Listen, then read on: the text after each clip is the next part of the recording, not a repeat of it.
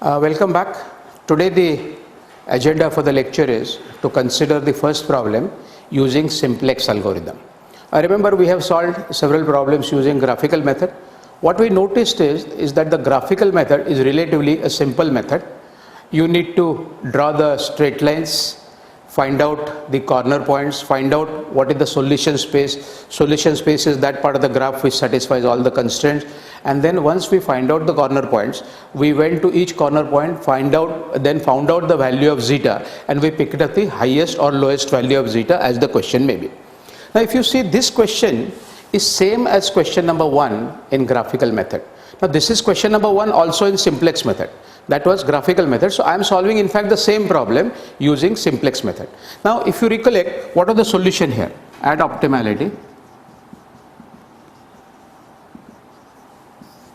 x1 is equal to 18, x2 is equal to 8, and zeta is equal to 1000 with an asterisk. So this was the solution that we had obtained using graphical method. After solving the problem using simplex algorithm, we'll also verify whether the solution that we have obtained comes out to be same. Obviously the solution has to be same, but we'll be following a much laborious procedure, algebraic procedure for solving the problem. Then why are we doing it? If graphical method is simple, yes, go by graphical method. Why solve the problem using simplex method? A good question. But what happens is, graphical method, what are the limitations? Though it's a simple method, we can consider only two variables, x1 and x2. The moment I bring in variable x3, x4, etc., the graphical method will not be able to find the solution. But on the graph, we have only x1 and x2 axis. Therefore, we need to do the simplex algorithm, which is a generalized method. Any number of variables is fine. After doing simplex to a great extent, we'll also be able to give you some web page links, live web page links, where you can feed a problem and get the solution on screen. So what you can do is actually take the problems from the book, feed it in that web page, get the solution, copy paste it, and then prepare your own kind of a book with a question answer type of setup.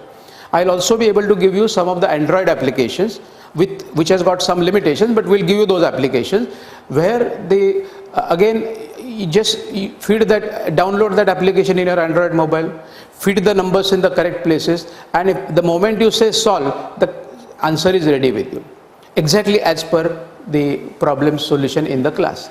So this will help you not for the exam.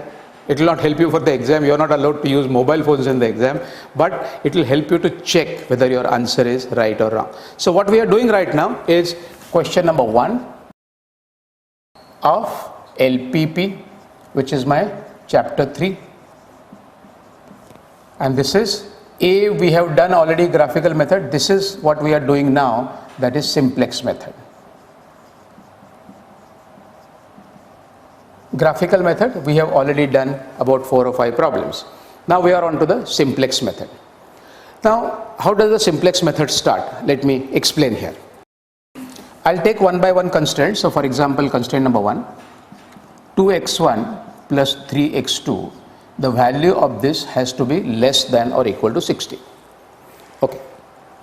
Now an important thing in simplex is, simplex cannot have any constraint which is not equal to. Now this is less than or equal to, which is not equal to, correct? So I must convert somehow or the other this constraint into an equal to constraint. Now what is this constraint? This constraint tells me that the value of the left hand side is, generally speaking, less than the value of the right hand side. And can you see that the value on the left hand side is always going to be positive? Why? Because x1 and x2 are positive, greater than or equal to 0. Therefore the left hand side will never be negative. And therefore, whatever is the value on the left hand side, 2x1 plus 3x2, irrespective of whatever is the value of x1 and x2, has to be less than or equal to 60. If I want to convert this into an equal to constraint, what I find is, since left hand side is less than the right hand side, if I add something on the left hand side, it will become an equal to constraint. So what I am doing is like this: 2x1 plus 3x2. And since the left hand side is less than the right hand side, I am adding something here on the left hand side and then putting the equal to sign. Now what I am saying is, S1 is a new variable which I have introduced. The original variables are x1 and x2. I have now introduced S1. And what is the value of S1? it is nothing but the difference between the right hand side minus left hand side. Whatever is that difference, I am adding here, calling it S1, and therefore now I am in a position to say that left hand side is equal to right hand side. Remember, simplex requires only equal to type of constraints. We cannot have a less than or equal to or a greater than or equal to constraint in simplex.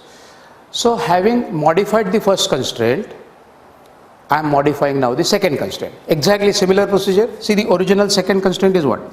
4x1 plus 3x2 less than or equal to 96. To make it equal to, I'll add something on the left hand side and I'll say 4x1 plus 3x2 plus s2 is equal to 96. In other words, the original constraints I have modified by adding respectively S1 in the first constraint and S2 in the second constraint on the left hand side. Now my constraints stand modified. Okay, I am modifying the entire problem. Now pay attention here. This variables x1 and x2, we have said that they will be non-negative. Now look here, variables x1 and x2 which are non-negative, the non-negativity condition also applies to the new variables which we have added, and the new variables added are s1 here and s2 here. Therefore, not only x1 and x2, s1 and s2 also need to be positive. And what has happened to these constraints? These constraints we have converted into equal to by adding s1 here and by adding s2 here. So I have modified part of the problem. Okay. See, the constraints have been modified, the non-negativity condition has been modified. Now what about the objective function? What is the objective function? Maximize the value of 40x1 plus 35x2. We will introduce the variables s1 and s2 also in the objective function. But since this is not a part of the original problem, we'll presume that the contributions of variables s1 and s2 to the objective function are 0. Always the contributions of the newly introduced variables s1 and s2, or whether it is s1, s2, s3, s4, etc., to the objective function will always be invariably taken as 0. Therefore, the objective function now becomes 40x1 plus 35x2. I am adding s1 over here with a 0 contribution, and I am adding s2 also with a 0 contribution. So what has happened is my entire problem stands modified. My objective function becomes, originally it was only 40x1 plus 35x2, now it becomes 40x1 plus 35x2 plus 0s1 plus 0s2. Okay. And what are the constraints? In the first constraint I introduced s1. What was the value of s1? Difference between the right hand side minus left hand side of the first constraint. s2 was the difference between the right hand side minus left hand side of the second constraint. And we said that the non-negativity condition also applies to these newly introduced variables s1 and s2. Therefore, my problem stands modified. Now see, I am removing this solution for the time being. We will come back to this solution when we obtain the optimal solution of the problem. We will come back to this solution and see whether the solutions compare. Okay, fine. Now this is the information. Now what is important to note, another nomenclature, I am introducing a new term. When a variable is added, for example here on the left hand side of constraint number 1, and another variable is added on the left hand side of constraint number 2, these are normally called as alphabet S. This S and S1 and S2, therefore S1 here and S2 here, they are called as slack variables.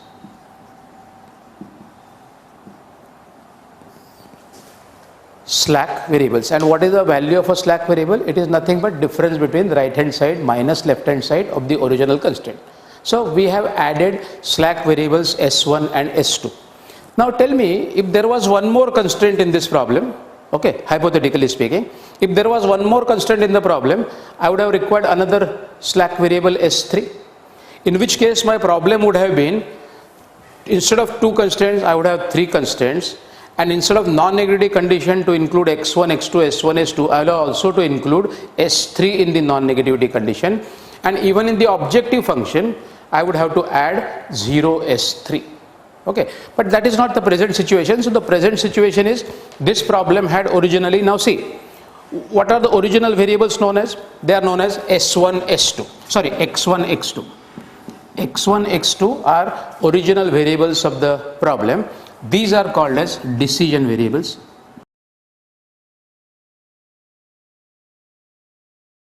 What are decision variables? The decision variables are those variables about which we are going to take a decision as to their value. So we are going to find out the value of x1, x2. Therefore, the original problem's decision variables are known as x1 and x2. This is a part of the original problem. Now, what is s1 and s2? S1, S2. These are slack variables. So this problem now has 4 variables, 2 decision variables, 2 slack variables. In other words, the 2 variable problem which had only x1 and x2 now becomes a 4 variable problem, x1, x2, s1, s2.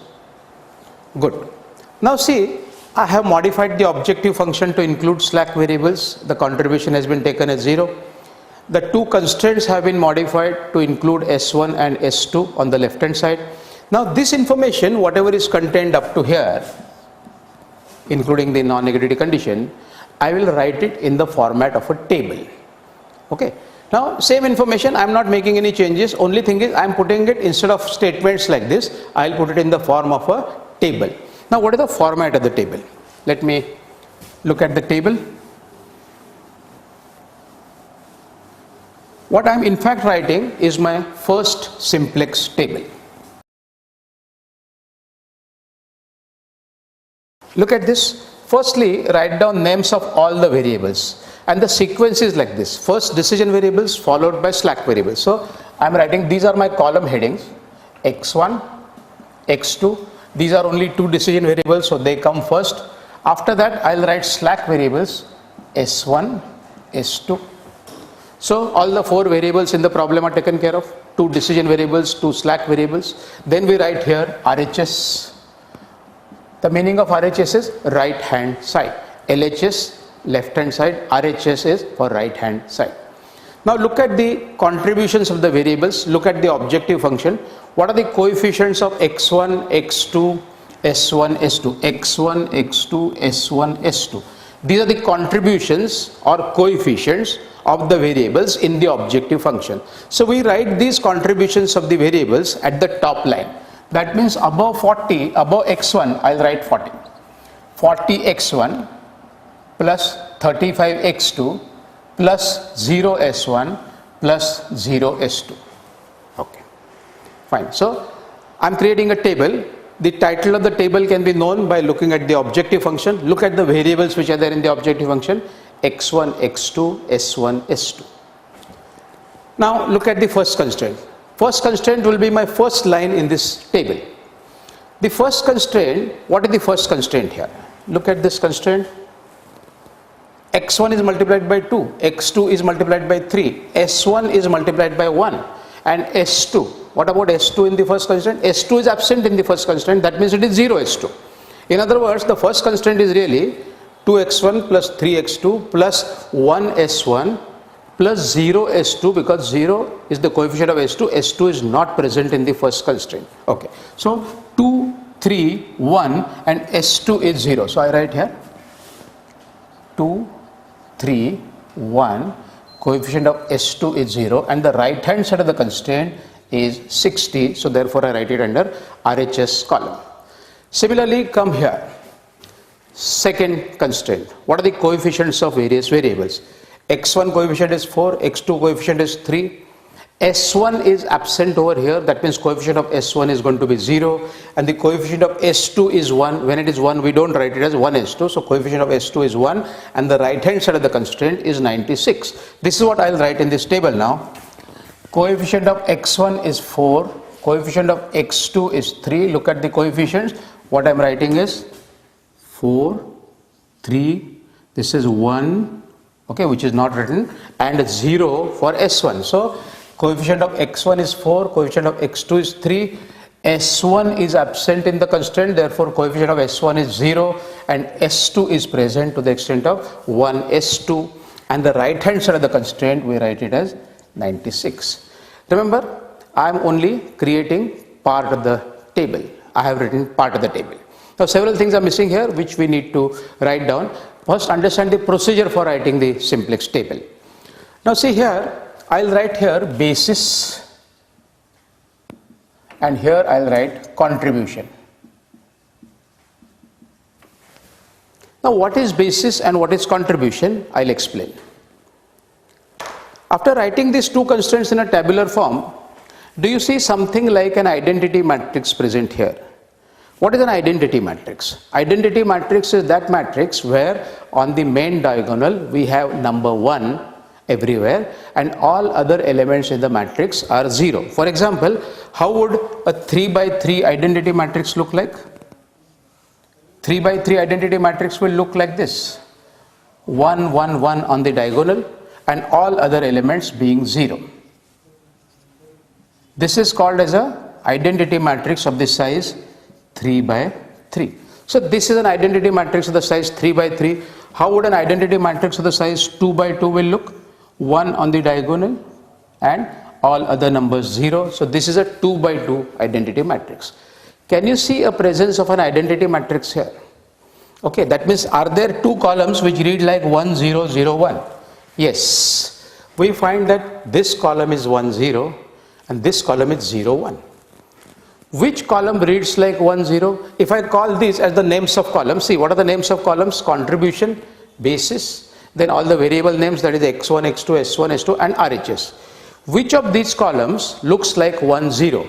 This column looks like 1 0. And which column looks like 0 1? S2 column looks like 0 1. In other words, S1 and S2 are the columns which form the identity matrix, and since 1 0 comes under S1 column, that is my first variable in the basis called as S1. Which column reads like 0 1? Column S2 reads like 0 1, therefore S2 is my second variable in the basis. Okay. So we have filled one more column called as basis. Why it is called as basis, we'll see little later. First, let us understand the procedure mechanically. Let's go through the procedure and the formulas mechanically to go from one table to the next table, etc. And thereafter we'll try to assign meaning to what is a basis and so on. Now look at this contribution column has been not written so far. First column called as contribution. So we look at it like this. What are the variables under the basis column? S1 and S2. What are their contributions to the objective function? Contribution to the objective function by variable S1 is 0, by variable S2 also it is 0. Therefore, contribution of S1 is 0, contribution of S2 is 0. That is what I'll write here. Contribution of S1 is 0, contribution of S2 is 0. Good progress. Now, the table is almost ready. All the columns have been filled, but there is an additional row which I need to fill in. That row is the most important row in a simplex table. That row tells us whether the solution is going to be optimal or not. Fine. So I am drawing a line here. This row has the special status and therefore it is written below a line. This is the main part of the table. In the main part of the table there are two rows because there are two constraints, there are two rows. If there were three constraints, there would have been three rows, and in that case the identity matrix would have been 3 by 3, and what would be the columns of identity matrix? 1 0 0, 0 1 0 and 0 0 1. That would have been the identity matrix as written here, and that would happen if I had one more constraint over here. Good. So now this is the matrix, this is the table which I have generated. Now the last row is missing so far. I am going to call it Zj minus Cj. Why it is called Zj minus Cj, I'll come little later. Now the numbers in this row are required to be calculated by you. Once the table is ready, once this two row table is ready, we are now in a position to calculate the numbers in the last row called as Zj minus Cj. And what are the names of these rows? They are called by a variety of names. In your books you will find. So I'll write down the last row is called as Zj minus Cj.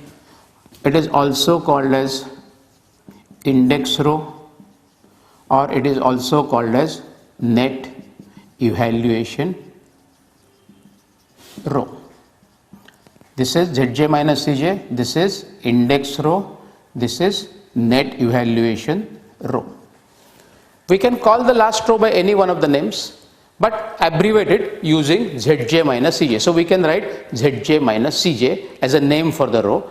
Now see, what are the names of the rows and what are the names of the columns? The column names I have already told you. The names of columns are contribution, basis, x1, x2, S1, S2 and RHS. In this particular problem, these are the columns. Out of which are the variable columns? These four are the variable columns, and these three columns, contribution, basis and RHS, are present in each and every simplex table.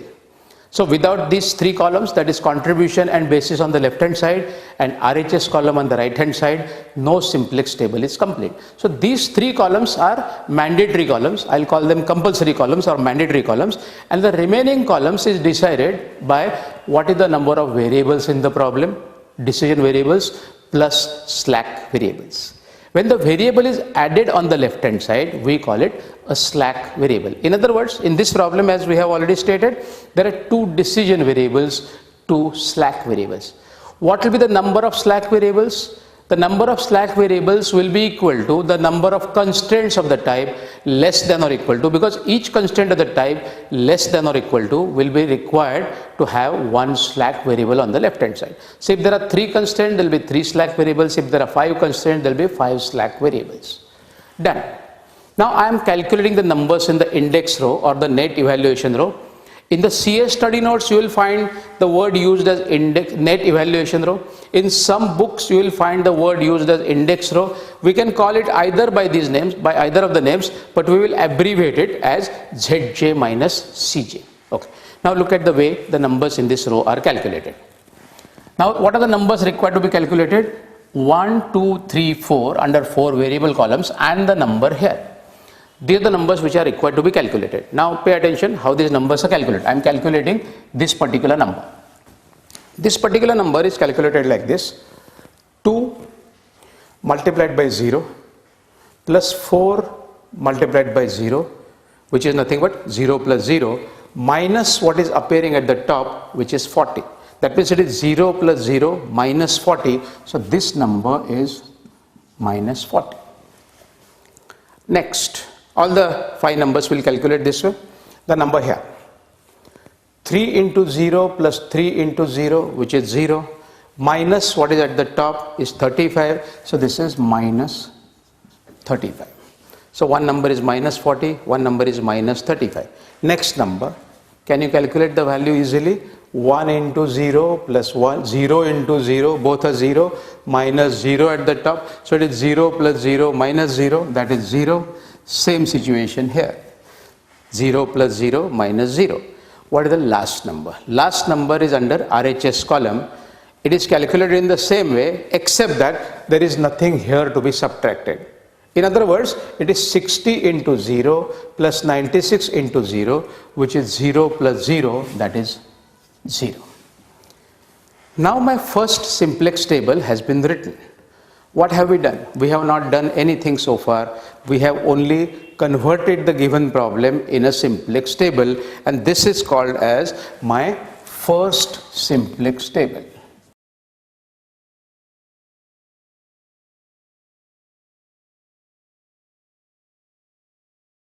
First simplex table or initial simplex table. Now, every simplex table represents a solution to the problem. Okay. Now the important issue is this solution optimal or not? Okay. Now let us read what this table tells me. What is the solution from this particular table? What solution this table represents? Let us find out. This table tells me that the value of S1 is equal to 60. The value of S2 is equal to 96. Which are the variables in the basis? They are S1 and S2. So what this table tells me is S1 is equal to 60, S2 is equal to 96. S1 is equal to 60, S2 is equal to 96. What about X1 and X2? Are variables X1 and X2 present in the basis column? No. So we say that variables S1 and S2 are basic variables, Variables x1 and x2 are not there in the basis. That means they are non-basic variables. Variables which are not present in the basis column are non-basic variables, and non-basic variables by definition have a zero value. In other words, x1 is 0, x2 is 0, s1 is equal to 60, s2 is equal to 60. Let us come back to these constraints. Put the values here. What is the zeta value? Remember, x1 is 0, so this term is 0. x2 is 0, so this term is 0. s1 is 60, but it is multiplied by 0, therefore it is 0. This is also s2 is 96 multiplied by 0 is 0. So this objective function value is nothing but 0 plus 0 plus 0 plus 0, which is 0. Okay, and therefore the zeta value, which is 0, is represented over here. The last number in the simplex table gives me the zeta value. Okay. Now put these values in the constraints. What are the values? We are saying that x1 is 0, x2 is 0, s1 is 60, s2 is 96. Put them here. x1 is 0, x2 is 0, and s1 is 60. So this is 0 plus 0 plus 60. Is it equal to 60? 60 is equal to 60? Yes. Constraint number 1 is valid. Constraint number 2. x1 is 0, x2 is 0, and s2 is 96 as seen from here. Therefore 96 is equal to 96, and the constraint number 2 is also valid. So each table of simplex will represent a solution to the problem. It may be optimal, it may not be optimal, but any simplex table, if you pick up the basic variables, find out their values, make non-basic variables equal to 0, and put them in the original constraints, the original constraints as modified will be exactly satisfied. Fine. Now my first table is ready.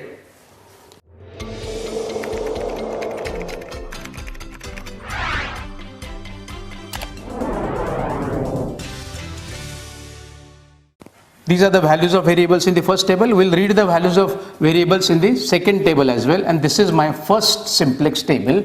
So from first simplex table, I am going to go to the next simplex table till I reach the optimal solution. Now, I said that any table represents a solution. Now look at this solution. Fine. Are there any negative numbers in the index row?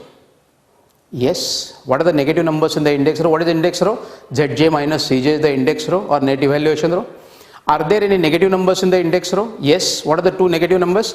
40 and 35 are two negative numbers in the index row. If there is even a single negative number in the index row, the solution obtained by us is not optimal. Obviously, can you see that if x1 is 0 and x2 is 0, we are not going to make any profit, and therefore the zeta value at this stage is 0, which is what we have marked here, and therefore this solution cannot be optimal. So now the important issue is, are there any negative numbers? Yes, the negative numbers are minus 40 and minus 35. Which negative number with a sign has the highest negative value? This number has the highest negative value. And this is the next highest negative value. Two values are negative, of which absolute value over here is highest 40. This is 35. Suppose there is another number minus 50, then I would have chosen minus 50. Find out which value offers the highest of the negative values and put an arrow under this value. Okay, I am putting an arrow under minus 40. Why am I putting an arrow under minus 40? Because minus 40 happens to be the highest negative number in this entire row. And when will I say that the solution obtained by me is optimal? When there is no negative number in the index row, I will say that the solution obtained by me is optimal. Good. Now, I have put an arrow under minus 40. Which is this column? This column is called as x1. Therefore, the incoming arrow, I have made it as an incoming arrow. Incoming arrow is under column x1, which means that the variable x1 is trying to enter the basis. Variable x1 is trying to enter the basis. Why this variable is not trying to enter the basis now? This number is lower than this number in terms of absolute value. This number is lower than this number. So I have put an incoming arrow under the highest negative value, which is over here. And therefore, this variable x1 is trying to enter the basis. But how many variables are there in the basis? Only two. And who are the present basic variables? S1 and S2. So if X1 is trying to enter the basis, either S1 or S2 must quit the basis. Okay. Now see, this is like this. In a dentist clinic, suppose there are 3 chairs in a dentist clinic. The dentist is very popular, therefore patient number 1 is sitting here, patient number 2 is sitting here, patient number 3 is sitting here. The next number is of patient number 1, and here the dentist chair is there and the dentist is operating on the previous patient.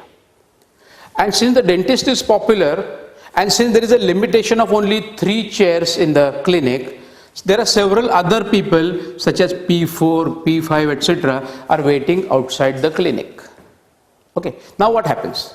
Existing patient has finished the treatment, has gone away. Now what happens? P1, P2, P3 are sitting in the chairs. What happens? Inside the clinic, the chair has become vacant, so the doctor calls in the next patient. Suppose next patient as per time is P1. So what happens? P1 moves over here. So this chair becomes vacant. P1 has gone for treatment, this chair has become vacant. So what happens? The next person who is waiting outside will come and occupy this chair. So this becomes P4, P2, P3 now. Now remember, in sequence, P2 is coming before P3, P3 is coming before P4. So P4's number is as of now 3rd number. This is first, this is second, this is third. One treatment is already going on. So what happens here is the number of chairs in the clinic is limited to 3. So if one person goes away out of these 3, only then the next person can enter over here. But the number of seats in the clinic will always remain 3. This is the situation in respect of basis also. In the basis as of now, in this particular problem, there are only 2 chairs and the 2 chairs are occupied by variables by the name S1 and S2. As you can see here, who are there in the basis? Presently S1 and S2 are there in the basis and X1 is trying to enter the basis. If X1 is trying to enter the basis, either S1 has to go or S2 has to go out from the basis. The chairs are only 2. So who goes out? If X1 is coming in, somebody must go out. So who goes out? That is the important issue that we are going to decide. How is this issue decided? Now look at the values in the RHS column. What are the values in the RHS column over here? 60 and 96 are the values in the RHS column. Now see, what I have done is I have put an incoming arrow under column X1. This is the incoming column, incoming variables column. So this is also called as key column. Where there is an incoming arrow, that column is called as key column. Now what I am trying to decide is the key row. Okay. Firstly, decide the key column. Key column identification is simple. Just find out the numbers in the index row, whichever is the highest negative value, put an incoming arrow under that, that is your key column. So X1 is my key column. Now either S1 or S2 has to be my key row. How do we decide which is the key row? Let us find out. Take the numbers in the RHS column. What are the numbers in the RHS column? 60 and 96 are the numbers in the RHS column. I am writing them here. Take these numbers, divide them by the numbers in the key column respectively. What are the numbers in the key column? 2 and 4. 2 happens in the first row, 4 happens in the second row. So divide 60 by 2. This is 30. Divide 96 by 4. 96 divided by 4 would be equal to 24. So the two divisions, what are the divisions of RHS value upon value in the key column? I have found out. One division is 60 upon 230. The other division is 96 upon 4, which is 24. Both the divisions are positive. Pick up the lowest of the positive values. One value is 30, one value is 24. Both are positive. Lowest of the positive value is 24. This happens in respect of the second row, S2 row. Therefore, S2 row is my key row. And this is denoted by an outgoing arrow on the row. What I am therefore trying to say is, This is an incoming arrow represented by the key column. Therefore, variable x1 is trying to enter the basis. Who is trying to leave the basis? The key row variable, which is S2, is therefore leaving the basis. We have decided that between S1 and S2, S2 should leave the basis. How did we decide that? We took the division of RHS value upon value in the key column.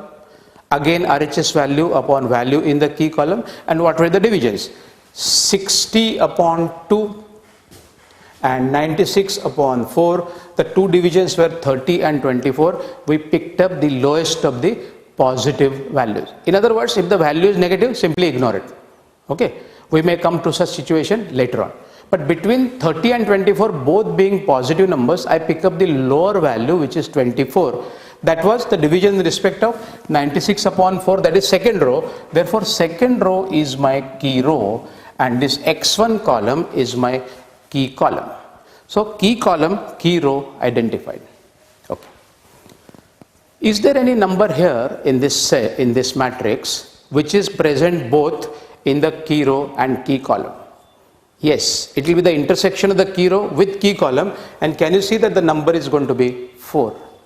The number which is present in the key row as well as key column is a number 4. So I am putting right now an asterisk over here and calling this number as key number. See the new terms introduced. Several new terms I have introduced today. I will be introducing some more new terms today. I will write down the new terms which I have introduced. Firstly, I said slack variables. Then I said index row or net evaluation row. This is index row or net evaluation row, both mean the same thing. Then I said key column, then key row. I identified the key column using certain procedure, I identified key row using certain procedure. The number which lies at the intersection of key row and key column is called as key number or key element. These are the new terms which I have introduced so far. We will be introducing some more new terms in this lecture. Fine. Now I have identified the key element or key number.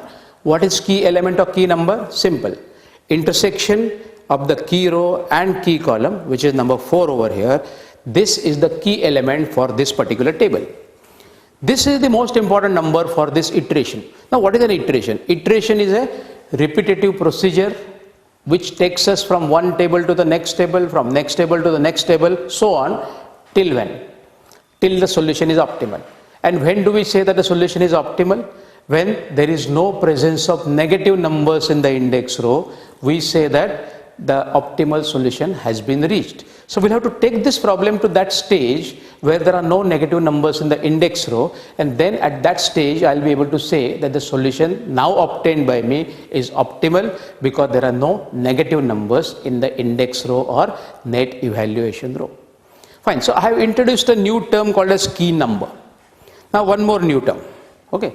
I'll introduce several new terms this time, and the new term which I am introducing is called as key ratio, which I'll introduce. Now look at this key column. This is my key column indicated by an incoming arrow.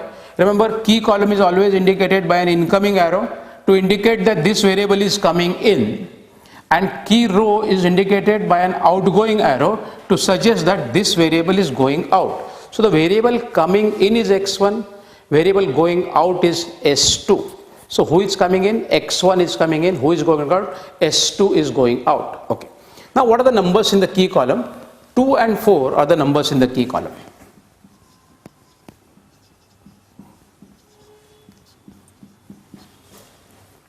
Four is with an asterisk. This is the key number. Now how is key ratio calculated? Let's see which of them is the key row. This is the key row. So we say that this is the non-key row. What is not a key row is a non-key row. In every table there will be one key row and all other rows will be non-key rows. Okay. For example, in this table there are only 2 rows. If one of them is key row, the other one has to be non-key row. Therefore, the first row is a non-key row. Okay. Now, key ratio is what I am calculating. Before that, I am writing down the numbers in the key column, and the numbers are 2 and 4. Okay. Now, remember, if I take a ratio of these numbers such that the key number is always in the denominator, what will be the ratio? 2 upon 4 or 1 upon 2. 1 upon 2 is the key ratio, and remember, key ratio is associated only with non-key rows. So non-key row, this is the non-key row. So I am writing now that for this non-key row, the key ratio is equal to 2 upon 4 or 1 upon 2. So the new term introduced by me here, key ratio. How do you get the key ratio? Before knowing the key ratio, we must know the numbers in the key column.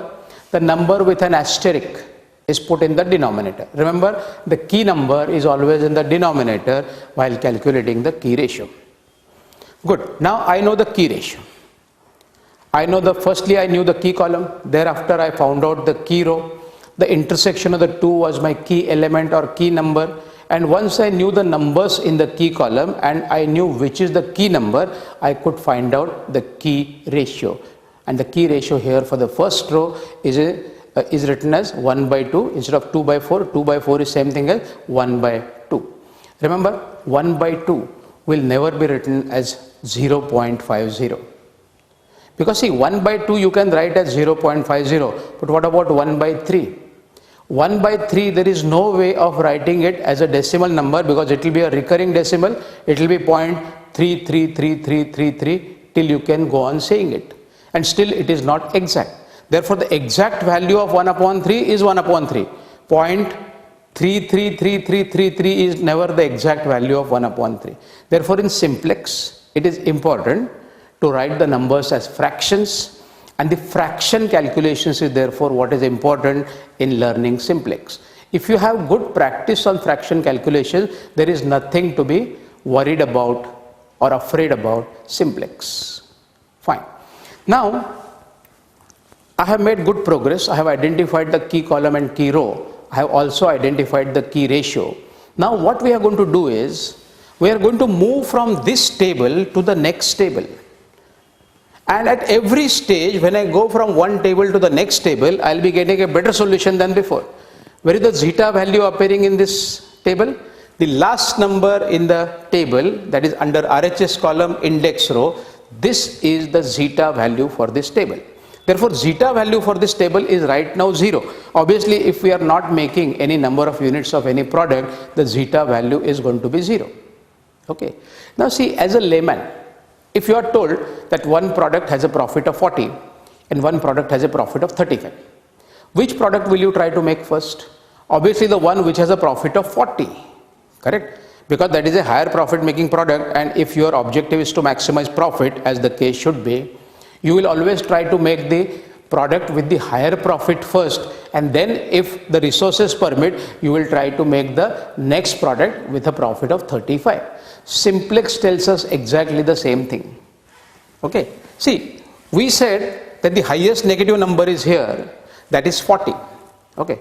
What is minus 40? Minus 40 indicates that by not making this product represented by variable x1, you are not able to get a zeta value to the extent of 40. For every unit of x1 that you will make, the zeta value will increase by 40. If I make 1 unit of product 1, my zeta value will be 40. By making 2 units of product 1, my zeta value will become 80, and so on. I want to make maximum possible.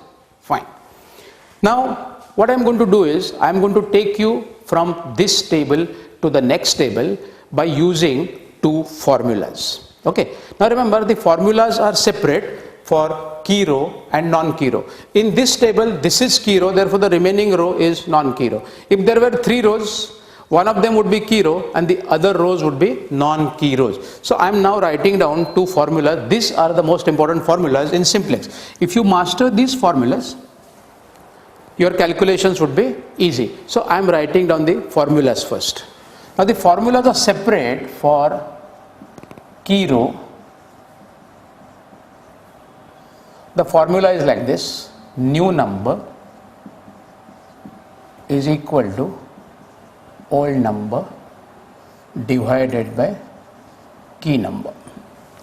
A very simple formula. What it says is, for the key row, which is the key row, second row is the key row, take the old number divided by the key number.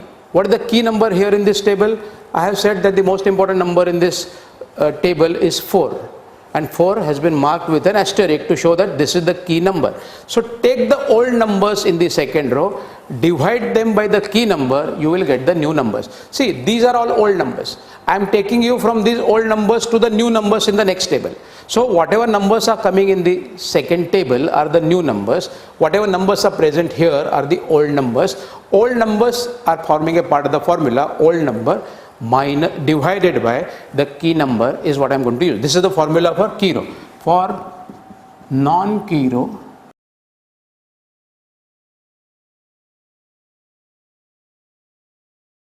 new number is equal to old number minus corresponding number of key row multiplied by key ratio. In other words, the second term here, this is the first term, the second term here is nothing but multiplication of two numbers. And what are the numbers? Corresponding number of the key row multiplied by key ratio. What this is, I'll explain while actually doing the calculation. So my next table I am going to go to, in the hope that my next solution represented by the next table should be a better solution than the previous solution, and the zeta value, which is right now 0, will start improving. So I am going to open the new table. Now see, titles of the columns, I will use the same titles for want of space on the board. So I am not repeating the titles, but you always need to write the titles of the columns. Now see, first step, look at the basis. What is the basis? S1 and S2 is the basis. Which of the variables is going out of the basis? Key row. That means S2. S2 is going out of the basis. Who is coming in? Where is the incoming arrow? X1. X1 is coming in, and who is going out? S2 is going out. In other words, out of S1 and S2, S2 is going out and X1 is coming in. So S1 and S2 is now replaced by X1, because S2 has gone, X1 has come in that place. Good. The moment I write this, I am able to write down the contributions in the contribution column. What is the contribution of S1 to the objective function? Read from here.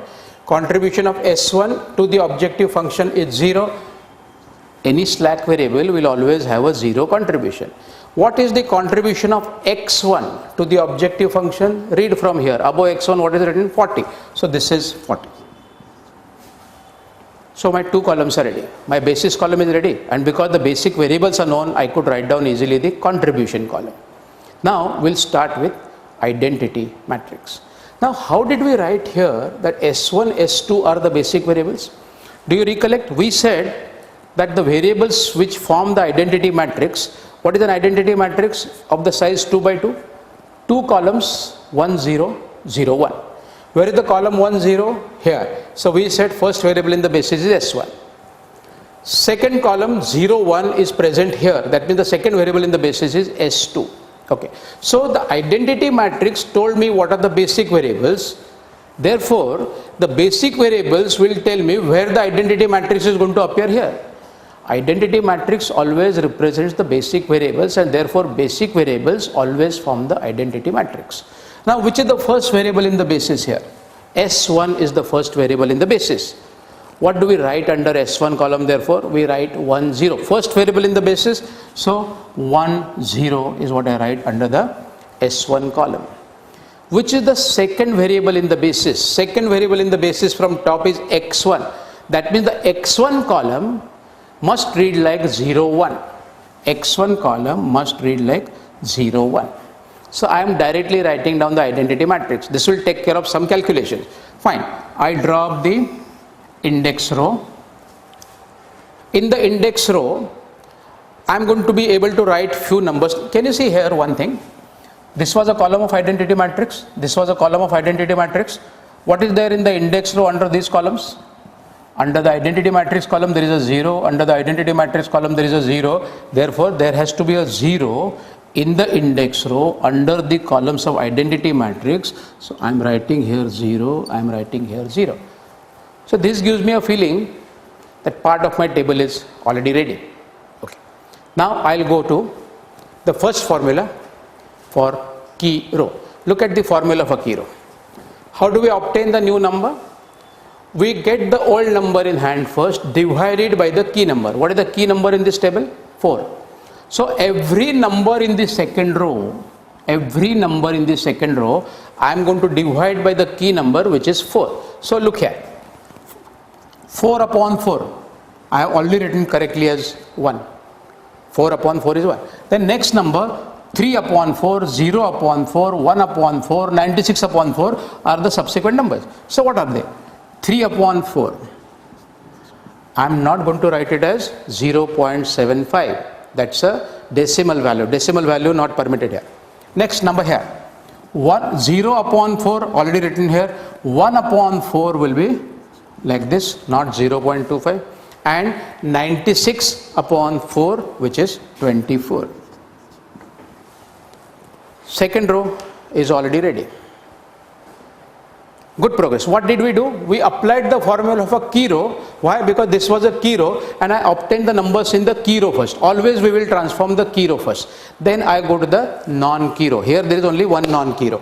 The first row is a non-key row, and what is the formula there? For non-key row, new number is equal to old number minus corresponding number of the key row multiplied by the key ratio. Has key ratio already been calculated for the first row? Yes, it is 1 by 2. Key ratio is therefore already in place. So I am simply calculating the numbers in the first row. First row is a non-key row, therefore applying the formula for non-key row. Now look at this. How many numbers are missing in the first row? Number here is not written, number here is not written, and number here is not written. So in fact only 3 numbers are required to be calculated. These numbers are already calculated and written here, so there is no need to check these numbers. So I need to find out this number now. Okay, this is the new number which I want to get using this formula. Now new number is equal to what? Old number. This is the old number. This is the new number, this is the old number. For this new number, this is the old number. For this new number, this is the old number. Okay, now this is the new number which I want. This is equal to, as for the formula, old number. This is old number. What is there in that place earlier? 3. Okay, minus corresponding number of the key row. Okay, what is key row? Key row is second. This is the number that I am calculating. Old number is 3. What is the corresponding number of the key row? 3. See, for this old number, this is the corresponding number of the key row. For this old number, this is the corresponding number of the key row. For this old number, this is the corresponding number of the key row. So old number 3 minus into bracket corresponding number of the key row, which is 3, multiplied by key ratio. What is the value of key ratio? 1 by 2. So what is this equal to?